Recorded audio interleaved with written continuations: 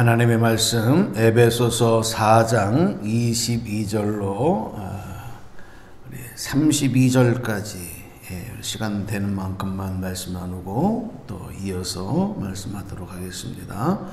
자, 우리 교독할 때 여러분이 홀수절 읽으시고 함께 교독하겠습니다. 22절 제가 읽습니다. 너희는 유혹의 욕심을 따라 썩어져가는 구습을 따르는 옛사람을 벗어버리고 오직 너희의 심령이 새롭게 되어 하나님을 따라 의와 진리의 거룩함으로 지으심을 받은 새 사람을 입으라. 그런즉 거짓을 버리고 각각 그 이웃과 더불어 참된 것을 말하라.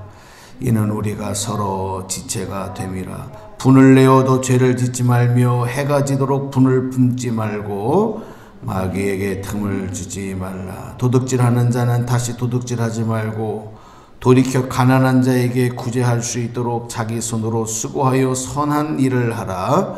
무릇 더러운 말은 너희 입 밖에도 내지 말고 오직 덕을 세우는데 소용되는 대로 선한 말을 하여 듣는 자들에게 은혜를 끼치게 하라. 하나님의 성령을 근심하게 하지 말라.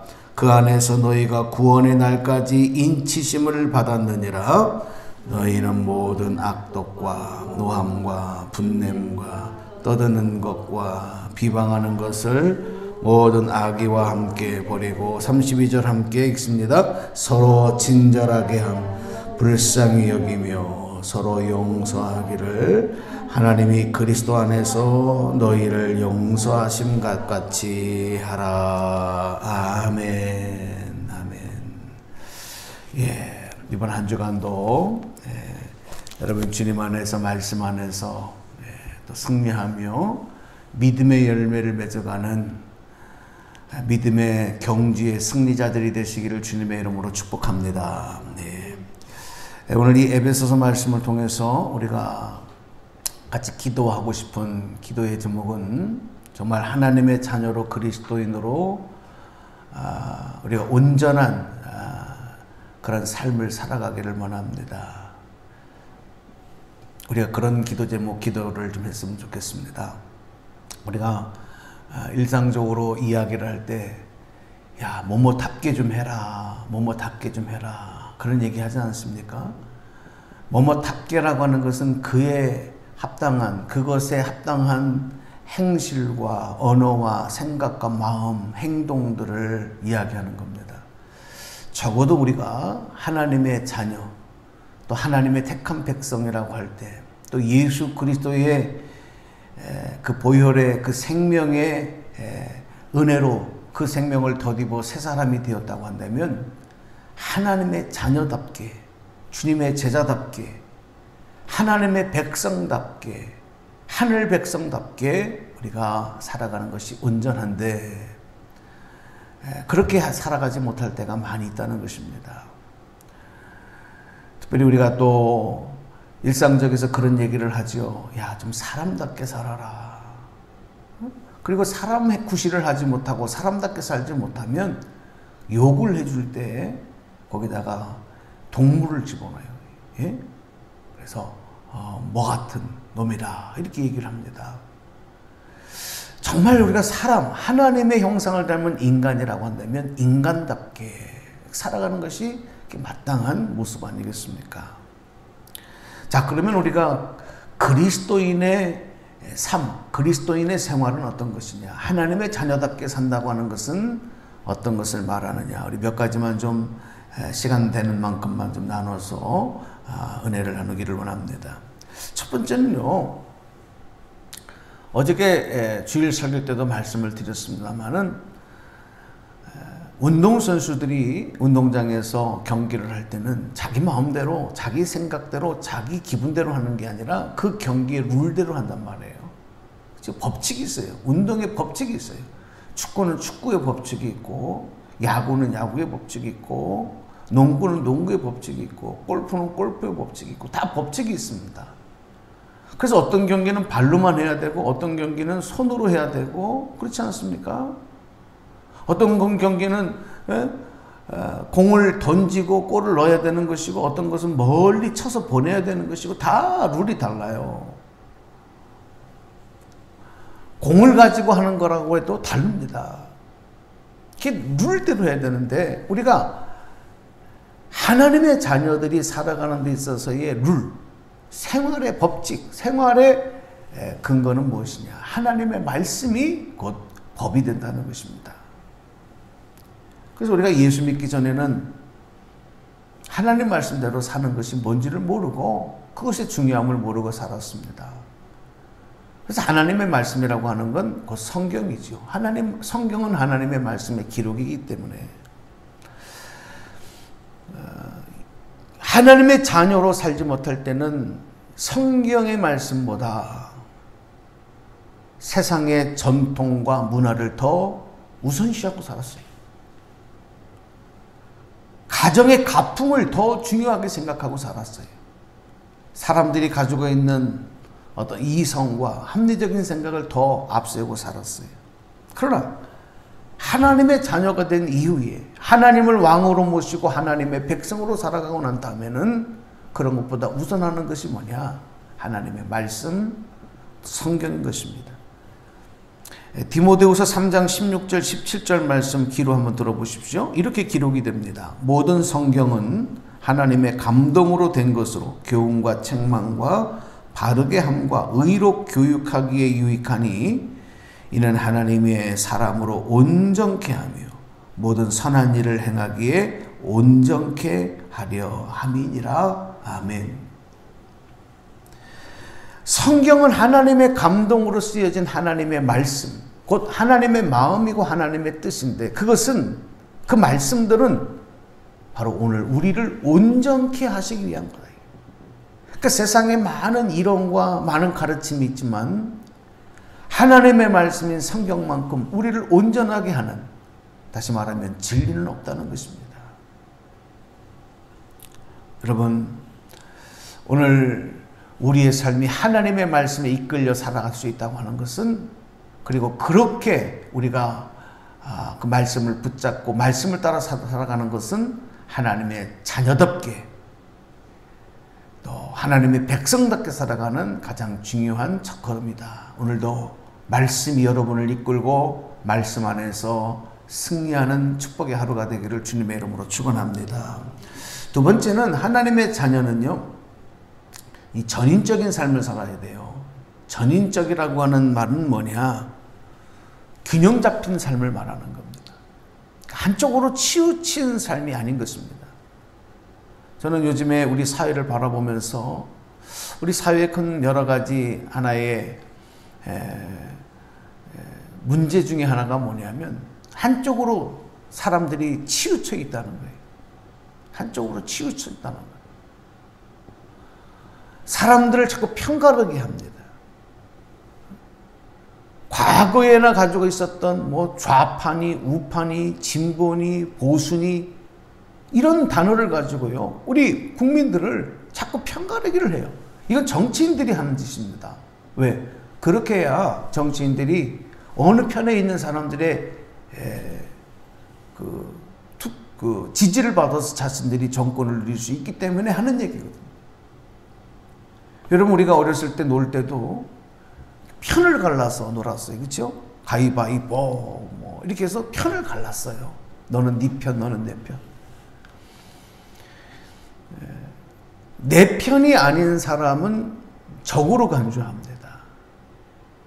그것을 즐기고 놀았단 말이에요. 여러분, 우리 그리스도인들은 절대 편가르게 하면 안 돼요. 교회 안에서도 편이 갈라지기 시작하면 그 교회는 망하는 교회예요. 잘못된 길로 가는 거예요.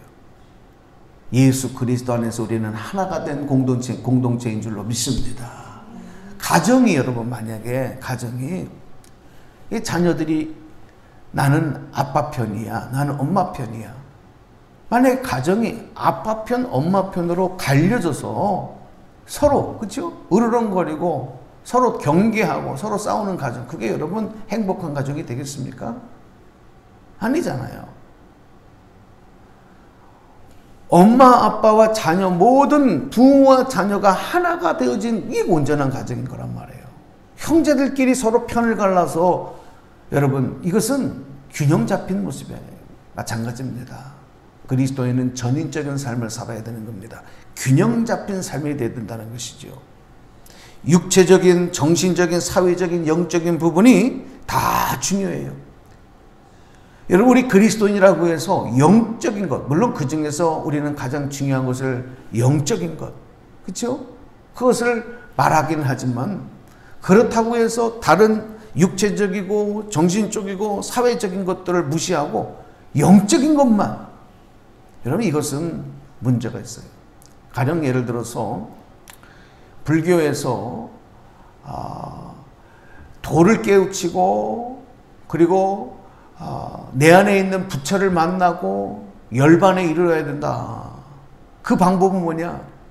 사회적인 그리고 인간관계적인 것을 다 끊고 자기 수도를 하고 그래서 산속으로 들어가고, 여러분 이것은요 균형 잡힌 모습이 아닙니다. 우리 그리스도인들은 고난과 힘들과 갈등과 어려움이 있지만 우리 삶의 현장에서 그리고 우리의 육체를 죄악시하지 아니하고 육체와 영적인 것을 우리가 다 주님께서 하나님께서 만드신 우리에게 주신 선물로 여기면서 귀하게 여기고 그것을 잘 관리하고 또 사회적인, 정신적인, 또 심리적인 모든 것들을 건강하게 함께 잘 관리해 나가는 거예요. 이게 그리스도인의 삶이라는 거예요.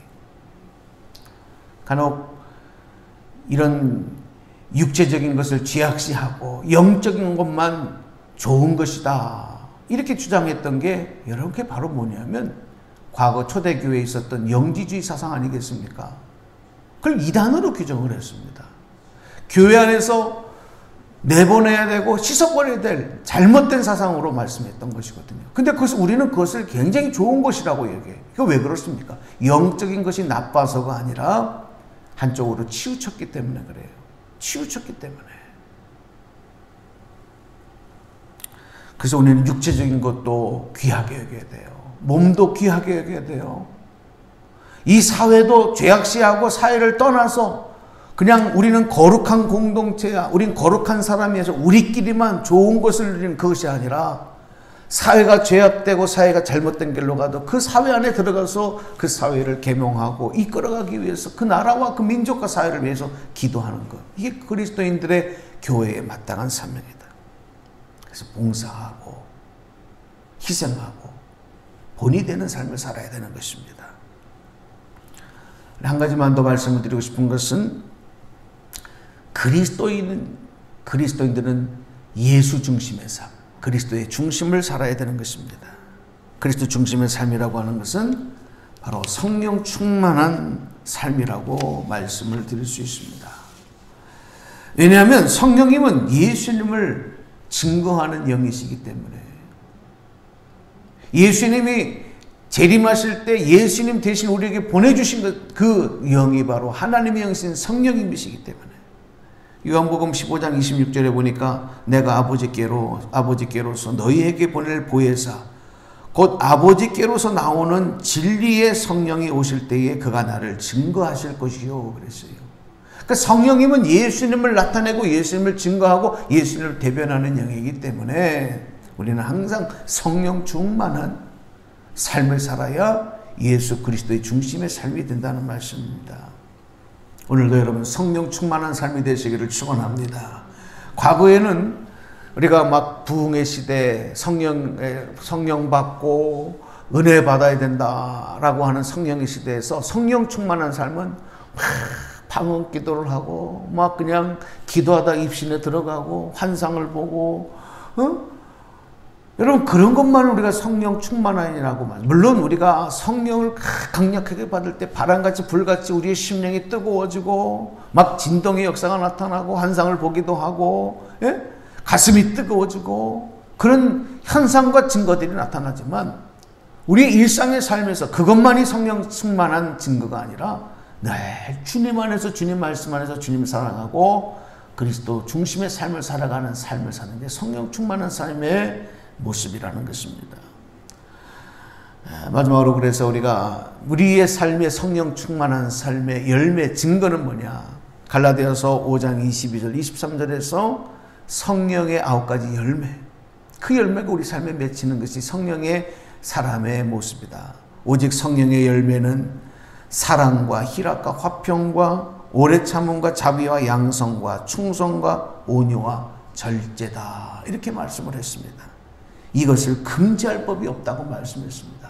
여러분, 오늘 우리가 읽었던 에베소서 4장 22절 이하의 말씀, 너희는 유혹의 욕심을 따라 썩어져가는 구습을 따르는 옛사람을 벗어버리고 오직 너희의 심령이 새롭게 되어 하나님을 따라 의와 진리의 거룩함으로 지으심을 새 사람을 입으라. 바로 이 말씀이 오늘 여러분 앞에 설명드린 이런 내용들을 이루어가는, 또 그렇게 살아가는 모습이다. 오늘 우리는 옛사람을 벗어버리고 새 사람을 입은 하나님의 자녀입니다. 하나님 자녀답게 오늘도 말씀 붙잡고 주님 바라보고 주님 안에서 승리하는 복된 하루가 되시기를 주님의 이름으로 간절히 축원합니다. 축복합니다. 기도하겠습니다.